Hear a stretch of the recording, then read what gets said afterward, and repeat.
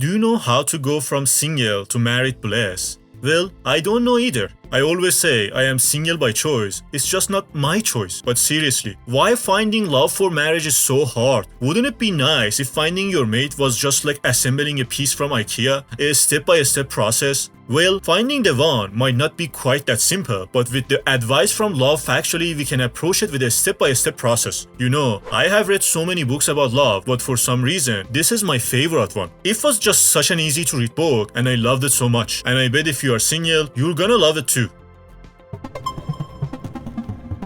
Now, if you are single, I guess deep down you really want to share your life with someone you love. That's what life is all about, right? But finding love is a process, and it really is up to you to make love happen in your life. I hear a lot of people say, love happens when you are not looking. But Duana says, folks, there is a word for people over age 25 who wait for love to happen to them, and that word is single. We have all heard the stories where someone met their mate on a subway or somewhere random. It is possible that this might happen to you too, but it is very unlikely. We all deserve to experience love, and the odds of finding a worthy partner increases when you are actively searching for it rather than passively waiting for it to happen. So, make sure to examine and get rid of all the beliefs that are harmful to finding love.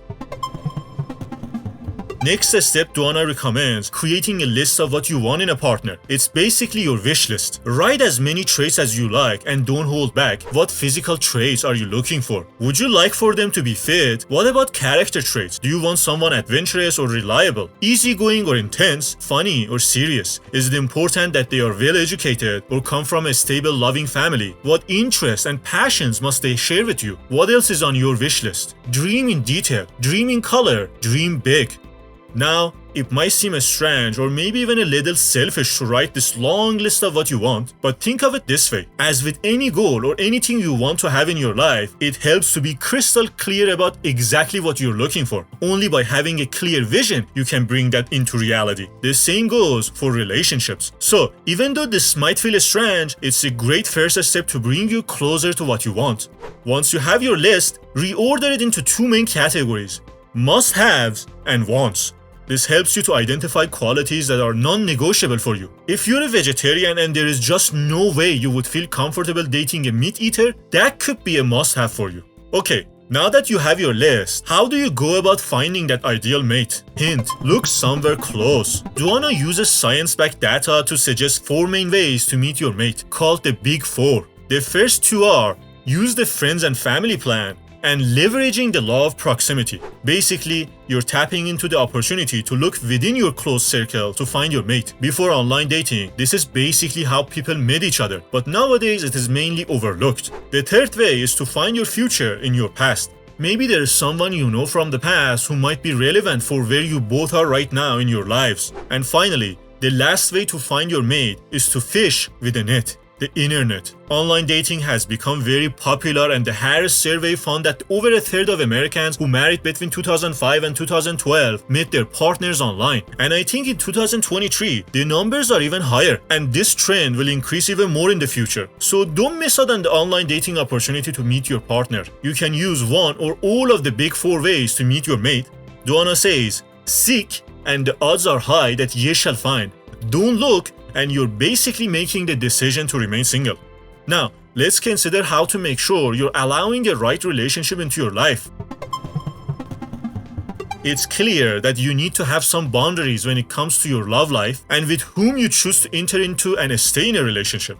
Duana says, we are the landlords of our lives. When we love ourselves, we have standards, and we don't keen squatters who can or won't meet them. It's not mean, it's what works. What a great analogy. We probably all know someone in a relationship where we wondered why in the world he or she was putting up with the behavior of their partner. Or worse, we have let someone into our own lives that we shouldn't have. Without clear boundaries of unacceptable behavior, you may be in for a lot of pain.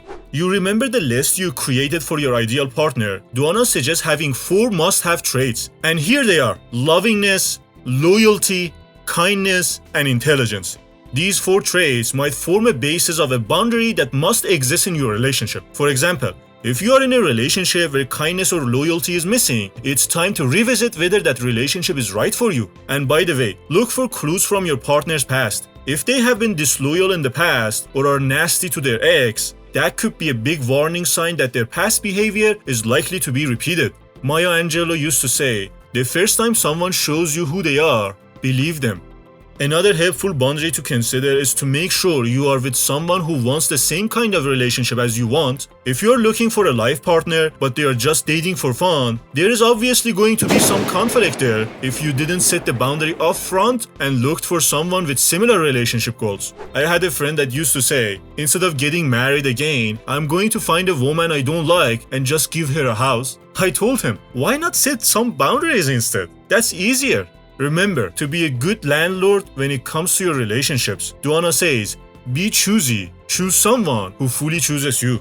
In the same way that it's hard to get rid of a bad tenant once you have given them the key, it's also very challenging when you have given the key to your heart to someone who shouldn't have it. So here we have it. One lesson that I have learned on my journey to finding love is that you should never allow someone to be your priority while you are their option. And I have also learned that dating is actually very challenging and not fun at all. Most people when they start dating, they expect it to be fun, and once they get hurt, they go back to being single. But you know what? Finding someone that is right for you and sharing your life with them is worth every effort and hurt. And I hope this video can help you start taking a little bit more action, because as Duana says, finding love isn't a problem you can sit out. If you want a one-page infographic summary of the book, click the link below and I'll be happy to send it to you. Thanks for being here with me. This is Bahman and I enjoy sharing with you.